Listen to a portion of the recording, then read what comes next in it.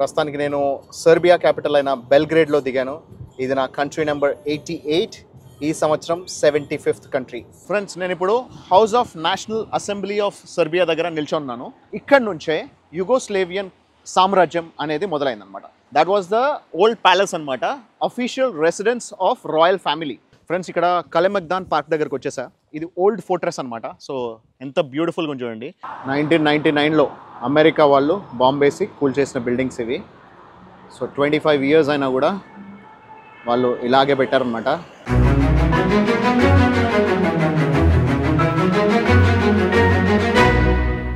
Hi friends, నేను మీ RK. మన ప్రపంచానికి స్వాగతం. ప్రస్తుతానికి నేను లుబియానా ఎయిర్పోర్ట్లో ఉన్నాను, స్లోవేనియాలో.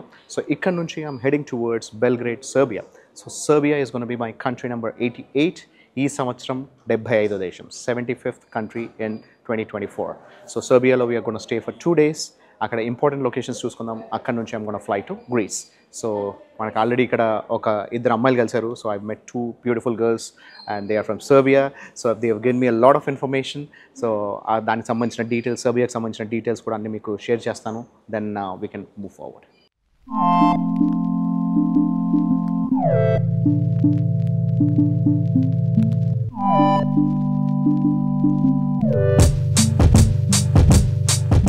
ప్రస్తుతానికి నేను సెర్బియా క్యాపిటల్ అయిన బెల్గ్రేడ్లో దిగాను. ఇది నా కంట్రీ నెంబర్ 88, ఈ సంవత్సరం 75th కంట్రీ, 75వ దేశం. ప్రస్తుతానికి ఇక్కడే ఎయిర్పోర్ట్లో ట్యాక్సీ ఎక్కేసి మన హోటల్ వైపు వెళ్తున్నాను. ఆ దారి ఎలా ఉందో చూసుకుందాం. ఆ తర్వాత ఈ సెర్బియా గురించిన స్పెషాలిటీస్ అన్నీ మనం మాట్లాడదాం.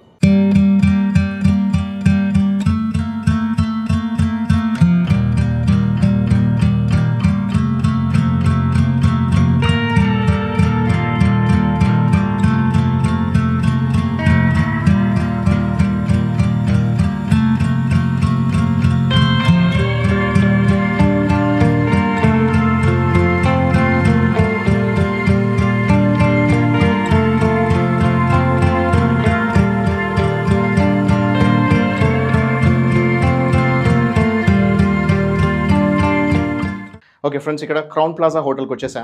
సో వాళ్ళు మనకి ఇక్కడ 7th floorలో ఇచ్చారు. సో ఇది one of the top floor. So ఇక్కడ రూమ్ ఎలా ఉందో చూపిస్తాను. ఆ తర్వాత మనము ఈ బెల్గ్రేడ్ గురించి, సెర్బియా గురించి తర్వాత మాట్లాడదాం. సో ఇక్కడ రావడంతోనే మనకి మంచి బాత్రూమ్ ఉంది. అండ్ దెన్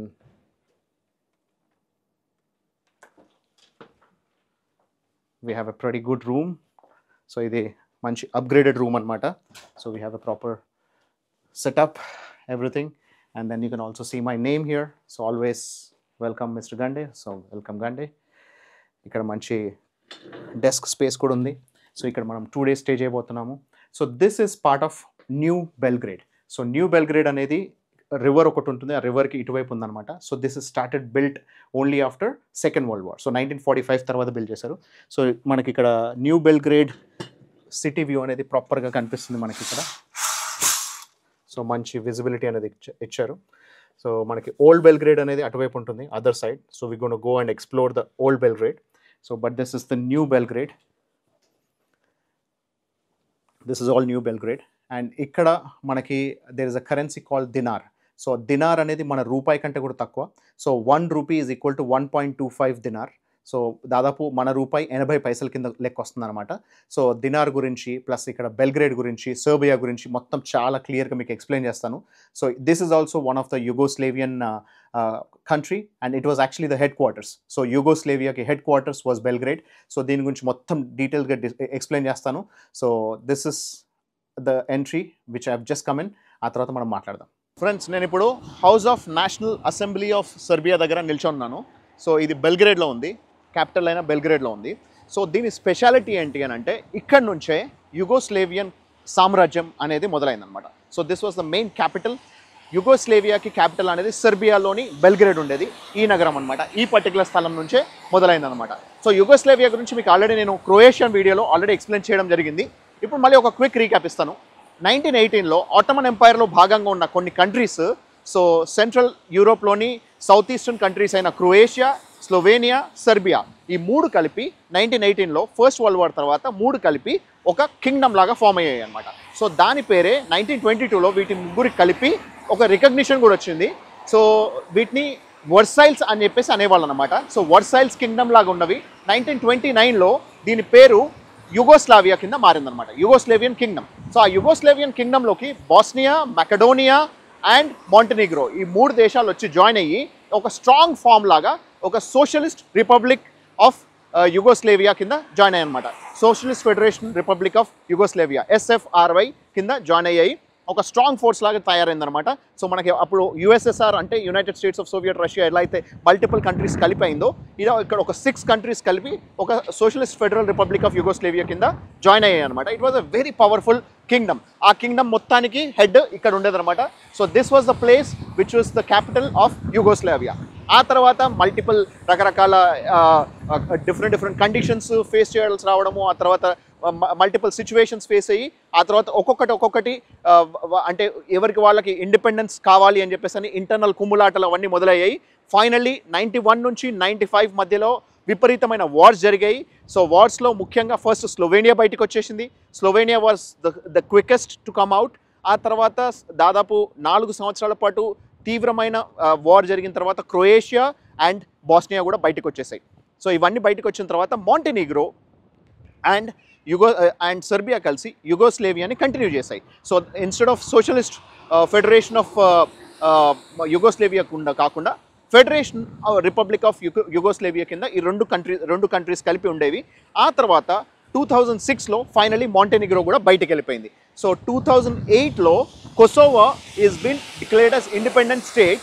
కాకపోతే ఇక్కడ సర్బియా వీళ్ళు దాన్ని ఒప్పుకోరు, దాన్ని సపరేట్ కింద కంట్రీ కింద ఒప్పుకోరు. ఎంతవరకు వెళ్ళిందంటే 99లో US has bombed Serbia. Around 25 years క్రితం బాంబింగ్స్ వేశారు. దాదాపు 2 నెలల పాటు ఇక్కడ సర్బియాలో బాంబింగ్స్ జరిగాయి. అంత రేంజ్లో అయితేనే ఆ తర్వాతనే ఫైనల్లీ పీస్ స్టేట్మెంట్ అనేది చేసి Kosovo was always an independent or a separate entity which was part of Serbia. So Serbia వాళ్ళకేమో ఇది సపరేట్ ఎంటిటీ అంటే నమ్మరు. బట్ బయట కంట్రీస్లో మనకి ఎక్కడ చూసుకున్నా కూడా మనకి మ్యాప్లో అన్నిట్లో కూడా యునైటెడ్ నేషన్స్లో వాళ్ళు మాత్రం కొసోవోని సపరేట్గా ఉంచుతారు. సో ఇక్కడ మేజర్ డిఫరెన్స్ ఎక్కడ వస్తుంది అని అంటే కొసోవోలో ఉండేది పక్కనుండే అల్బేనియన్స్ అనమాట. Around 90 to 95% of the people who live in Kosovo are from Albania. So Albania వాళ్ళకి ఏంటంటే కొసోవో సపరేట్ అయితే వాళ్ళ దాంట్లో కలుపుకుందామని చూస్తున్నారు.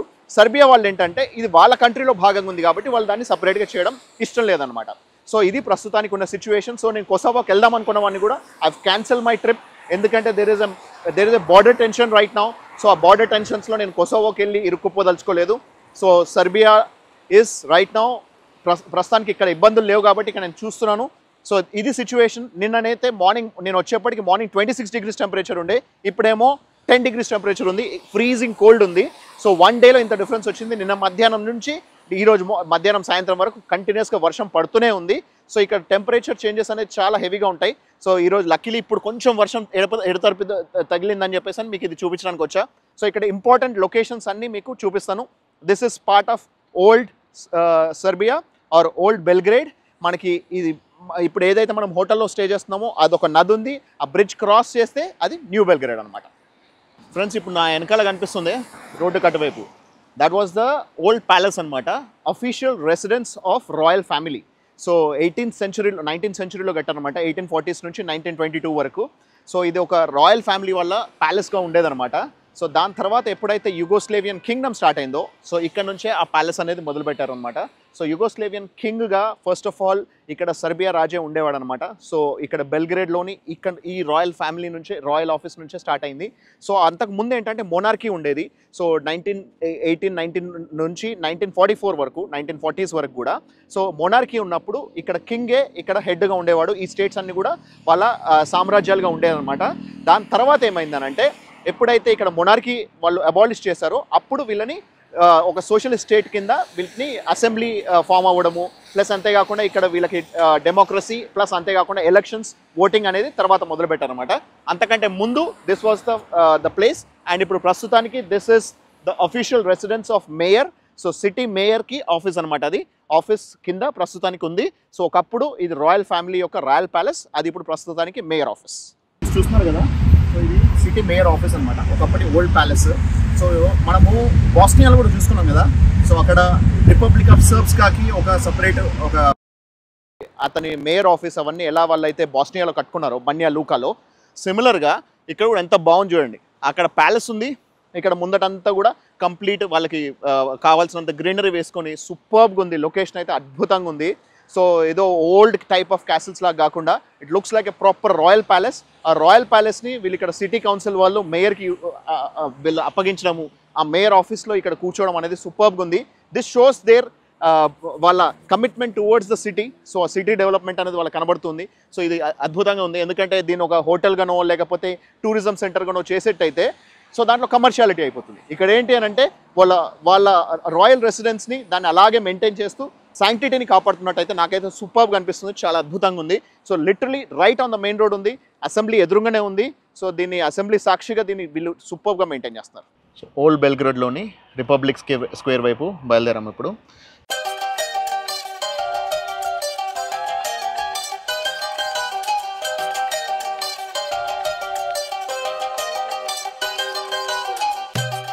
ఇప్పుడు ఇక్కడ రిపబ్లిక్ స్క్వేర్ దగ్గరకు వచ్చా. ఇట్స్ అన్ ఐకానిక్ ప్లేస్ అనమాట. ఎందుకంటే ఇది ప్రాపర్ సెంటర్లో ఉంది, ఇది సిటీ సెంటర్లో ఉంది ఓల్డ్ బెల్గ్రేడ్లో. అండ్ ఇక్కడ మనకి ప్రిన్స్ మైకెల్ యొక్క స్టాచ్యూ కూడా కనిపిస్తుంది. సో ఇదేంటి అని అంటే ఇది only just old building old ఏరియానే కాకుండా ఇక్కడే మొత్తం బోల్డ్ అని cultural events, activities, programmes, functions అన్నీ కూడా జరుగుతాయి. సో మనకి ఇక్కడ ఏదైనా సరే ఎనీథింగ్ విచ్ ఇస్ ఇంపార్టెంట్ కావాలంటే ఇక్కడ జరుగుతూ ఉంటాయి. ప్లస్ అక్కడ old theatre and exhibition centre కూడా కనిపిస్తుంది. So you can see the whole place. So ఇక్కడ మొత్తం అంతా కంప్లీట్గా ఓపెన్గా పెట్టారు, సిటీ సెంటర్లో ఉంది. సో మొత్తం కంప్లీట్గా ఓపెన్ ఎయిర్ థియేటర్ లాగా అనుకోవచ్చు అనమాట, ఓపెన్ ఎయిర్ స్ట్రక్చర్లో. సో ఇది సూపర్బ్గా చాలా బాగుంది, చాలా నీట్గా మెయింటైన్ చేస్తున్నారు. సో కంప్లీట్ ఓపెన్ ఎయిర్లో సిటీ సెంటర్లో ఉండడం అయితే నాకు చాలా నచ్చింది. ఏదో ఎక్కడో అవతల అన్నట్టు కాకుండా మనకు చుట్టూరా కూడా మనకి బస్సెస్ అవన్నీ కూడా కనిపిస్తున్నాయి. సో ట్రావెలింగ్ అనేది all types of transportation facilities ఉన్నాయి మనకి ఇక్కడ. అండ్ ఇక్కడ ఈ స్కల్ప్చర్స్, స్ట్రక్చర్స్ ఐకానిక్గా ఉంటాయి అనమాట. చాలా సూపర్గా ఉంది. లొకేషన్ అయితే నాకు చాలా బాగా నచ్చింది. సో ఇది one of the most famous and visited places of Belgrade. So ఇప్పుడు కాలమెగ్దాన్ అంటే ఓల్డ్ ఫోర్ట్రెస్ వైపు బయలుదేరాము అనమాట. సో అన్నీ కూడా ఇక్కడ దగ్గరే, మొత్తం ఇదంతా కూడా old Belgrade area. So locations మాత్రం అద్భుతంగా ఉన్నాయి. చూద్దాం ఎలా ఉందనేది.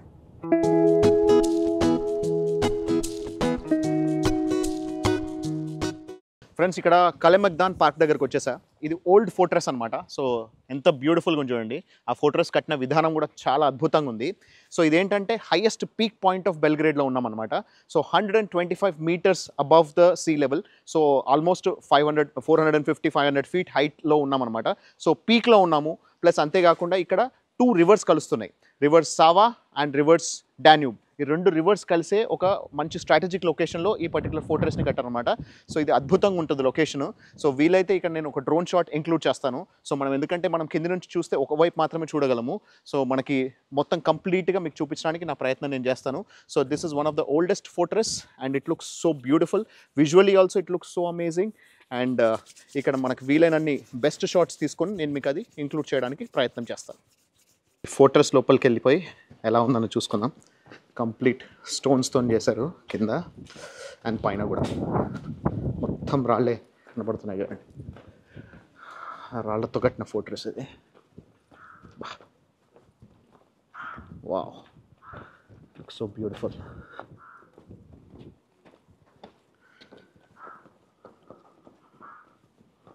మొత్తం బెల్గ్రేడ్లోనే హైయెస్ట్ పీక్ పాయింట్లో కట్టారంట ఇది. ఆబ్వియస్లీ స్ట్రాటజిక్ లొకేషన్ చూసుకుంటారు కదా ఫోర్ట్రెస్ అంటే.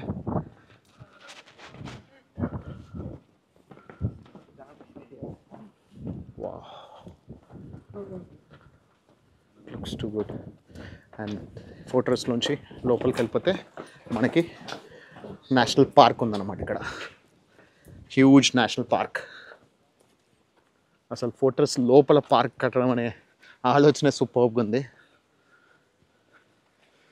ఇదంతా కూడా నేషనల్ పార్క్, నేషనల్ ప్రిజర్వేటివ్స్ అన్నీ కూడా వీళ్ళకి సంబంధించిన చెట్లన్నింటినీ కూడా ఇక్కడ పెట్టారు. ప్లస్ ఇక్కడ కోటగోడల్ని చూసుకోవచ్చు. వాటిలో హోల్స్లోంచి వాళ్ళు శత్రు దుర్భేద్యమైన కోటను నిర్మించుకున్నారు.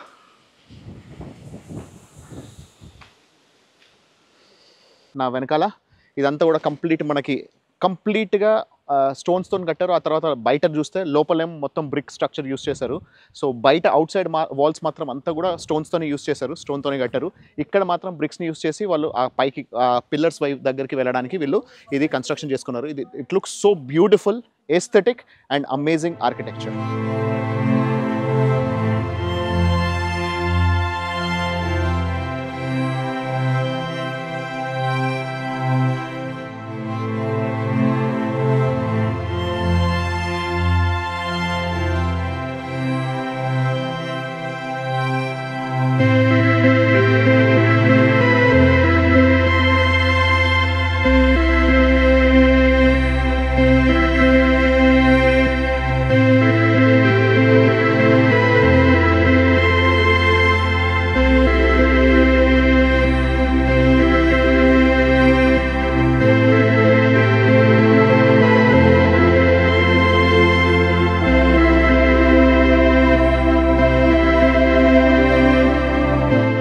ఎక్స్ట్రీమ్లీ హెవీ విండ్స్ ఉండడం వల్ల డ్రోన్ అనేది కంట్రోల్ అవ్వట్లేదు.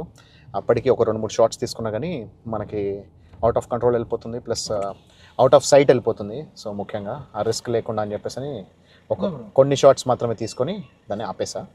ఇంకా ఇక్కడ నుంచి now we are heading towards the next spot. ఇప్పుడు ఇక్కడ సెర్బియా పక్కన ఉన్న క్రొయేషియా లాస్ట్ ఇయర్ 2023లో వాళ్ళు యూరోపియన్ యూనియన్లో జాయిన్ అయిపోయారు. ప్లస్ అంతేకాకుండా వాళ్ళది షెంగెన్ కంట్రీస్లోకి వచ్చేసింది. ఈ సంవత్సరం బల్గేరియా అండ్ రొమేనియా ఈ రెండు కూడా సెర్బియాకి ఇంకో పక్కన ఉంటాయి. ఈ రెండు కూడా 2024లో మార్చ్ ఏప్రిల్లోనే వాటికి యూరోపియన్ యూనియన్లో ఎంట్రీ ప్లస్ షెంగెన్ ఎంట్రీలు కూడా అయిపోయింది. వీళ్ళు 2012 నుంచి ప్రయత్నిస్తున్నారు, కానీ వీళ్ళకి మాత్రం ఎంట్రీ రావట్లేదు. ఎందుకంటే వీళ్ళు కొసావో ప్రాబ్లం రిజాల్వ్ చేసేంత వరకు వీళ్ళకి యూరోపియన్ యూనియన్ వాళ్ళు ఎంట్రీ ఇవ్వట్లేదు. ఎందుకంటే ఒక్కసారి యూరోపియన్ యూనియన్లోకి వచ్చాము అని అంటే అక్కడ మళ్ళీ బార్డర్ చెక్స్ అనేది ఉండవు, కాబట్టి ఎలాంటి బార్డర్ టెన్షన్స్ ఉండొద్దు అనేది యూరోపియన్ యూనియన్ వాళ్ళ రూల్ అనమాట. 2027లో ఇక్కడ ఒక ఇంటర్నేషనల్ ఎక్స్పో అనేది పెట్టబోతున్నారు సెర్బియా వాళ్ళు.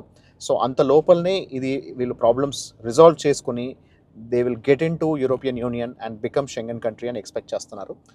మనకైతే ఇక్కడ ఎయిర్పోర్ట్లో అయితే ఓన్లీ షెంగెన్ వీసా చూశారు, వీసా చూసేసి అలౌ చేస్తారు, ఎలాంటి క్వశ్చన్స్ లేవు.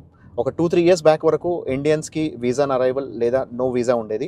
కాకపోతే ఇక్కడ సెర్బియా నుంచి చాలామంది డంకీ రూట్లో వేరే కంట్రీస్కి యూరోపియన్ యూనియన్లోకి ఎంటర్ అయిపోయి గుసాయించేసి సో ఇల్లీగల్ స్టే చేస్తున్నారని చెప్పేసి సో ఇండియన్స్కి అది సెర్బియా అనేది ఇప్పుడు ఎంట్రీ అనేది కట్ చేస్తారు, అంటే without visa. So Schengen visa ఉంటే మాత్రం యూఆర్ అలౌడ్.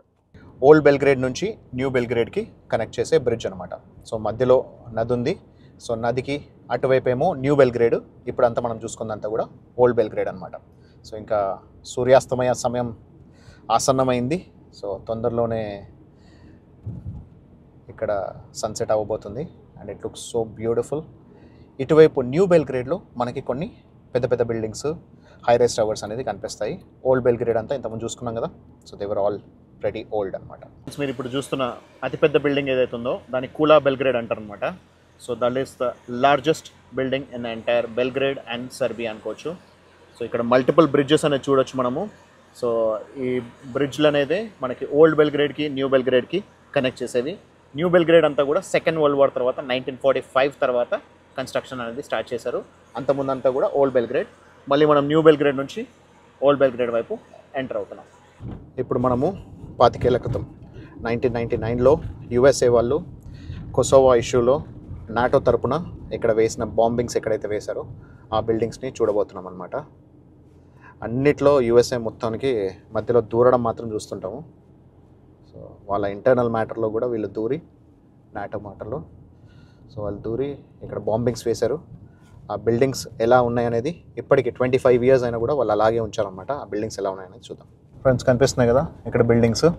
సో ఈ బిల్డింగ్స్ని కూల్చారనమాట అమెరికా వాళ్ళు బాంబేసి. 1999లో అమెరికా వాళ్ళు బాంబేసి కూల్చేసిన బిల్డింగ్స్ ఇవి. సో 25 ఇయర్స్ అయినా కూడా వాళ్ళు ఇలాగే పెట్టారనమాట. వాళ్ళకు గుర్తుగా వాళ్ళు ఎలా చేశారు అని చెప్పేసి అని ప్రూవ్ చేయడం కోసం అలాగే ఉంచారు. You can also see the army వాళ్ళ ఫోటో ఇక్కడ. ఆఫ్ కోర్స్ సెర్బియన్ ఆర్మీ వాళ్ళ చేతిలో ఓడిపోయింది. దాదాపు 2 నెలల పాటు జరిగిన యుద్ధంలో ఇలా బాంబింగ్స్ అనేది జరిగాయి అన్నమాట. సో ఆ బాంబులకు గుర్తుగా ఆ బిల్డింగ్స్ అనేది అలాగే ఉంచేశారు. ఇక్కడ మీరు బస్సెస్ చూస్తున్నారా, బస్సెస్ అన్నీ కూడా విత్ ఎలక్ట్రికల్ సెటప్ తోటే వెళ్తున్నాయి. మొత్తం సిటీ అంతా కూడా ఇక్కడ ఎలక్ట్రికల్ వైరింగ్ అనేది వేసుకున్నారు. సో అడ్వాన్స్డ్ యూరోపియన్ కంట్రీస్లో ఎలా అయితే ఉన్నాయో ఈ సెర్బియాలో కూడా అదే ఫాలో అవుతున్నారు. సో ట్రైన్స్లో ఏదైతే టెక్నాలజీ యూస్ చేస్తారో సో అలా మొత్తం కంప్లీట్గా ఎలక్ట్రికల్ వైరింగ్ తోటే ఈ బస్సెస్ అనేది ఇక్కడ ట్రావెల్ చేస్తున్నాయి. ఇవన్నీ కూడా oldest buildings and they look so authentic and so beautiful. ఇప్పుడు మీరు చూస్తుంది స్లావియా స్క్వేర్. ఇది మళ్ళీ once again one of the central parts of city centre of Belgrade. So ఇక్కడ వీళ్ళు ప్రాపర్గా మంచి మ్యూజికల్ ఫౌంటైన్ అనేది పెట్టుకున్నారు, సెంటర్లో ఉంది. సో చుట్టూరా దీని చుట్టూ తిరుగుతూ ఎంజాయ్ చేయొచ్చు అనమాట. ఈ ఫౌంటైన్ అనేది చాలా బాగుంది, ఇది అద్భుతంగా ఉంది కదా. దీన్ని స్లావియా స్క్వేర్ అంటారు అనమాట. సో ఇక్కడ వర్షం పడుతున్నా ఇంకా నేను మీకు ఇక్కడ దాకా వచ్చాను, ఖచ్చితంగా చూపించాలి అనే ఉద్దేశంతో చూపించాను. సో యుగోస్లావియా గురించి చెప్పాలనుకున్నాను, చెప్పాను. సో సెర్బియా గురించి చెప్పాను, ఎందుకంటే యుగోస్లావియా ఆ కింగ్డమ్కి క్యాపిటలే ఈ సెర్బియాలోని బెల్గ్రేడ్లో ఉందన్నమాట. So I was very interested, ఎందుకంటే మనకి సోషల్ చెప్పా కదా, నాకు సోషల్, హిస్టరీ, జియోగ్రఫీ ఇవి చాలా ఇష్టం అనమాట సబ్జెక్ట్స్. సో వీటిల్లో ఏది వచ్చినా సరే నేను చదువుకున్నది, నేను చిన్నప్పుడు నేను నేర్చుకున్నది ఏదైనా ఉండేటైతే అది రియాలిటీలోకి వస్తే నాకు చాలా ఆనందంగా, అద్వితీయమైన సంతోషం కలుగుతుంటుందన్నమాట. సో అవన్నీ నేను మీతో పంచుకున్నందుకు నాకు చాలా హ్యాపీగా ఉంది. నెక్స్ట్ సో ఇలా యుగోస్లావియన్ కంట్రీస్లో మనం క్రొయేషియా చూసుకున్నాము, స్లోవేనియా చూసుకున్నాము, సెర్బియా చూసుకున్నాము, అండ్ దెన్ బాస్నియా చూసుకున్నాము. సో ఇంకా రెండు దేశాలు మిగిలిపోయాయి, ఒకటి మాంటెనెగ్రో, రెండోది మసడోనియా. సో వీలైతే అవి కూడా ఇంక్లూడ్ చేస్తాను ఈ ట్రిప్లో, లేదంటే మాత్రం మనం ఇప్పుడు ఇక్కడ నుంచి గ్రీస్కి వెళ్ళబోతున్నాము. సో గ్రీస్ అంటే ఇంకా గ్రీకు వీరుడు, సో తెలిసిందే కదా, గ్రీకు వీరుడు ప్లస్ అత్యద్భుతమైన పోరాట యోధుడు. సో అతనికి సంబంధించిన డీటెయిల్స్ అన్నీ కూడా మనం గ్రీస్కి వెళ్ళిన తర్వాత ఆ వీడియోలో మాట్లాడదాం. సో ఉన్నా మరి, this is RK signing off, take care, bye.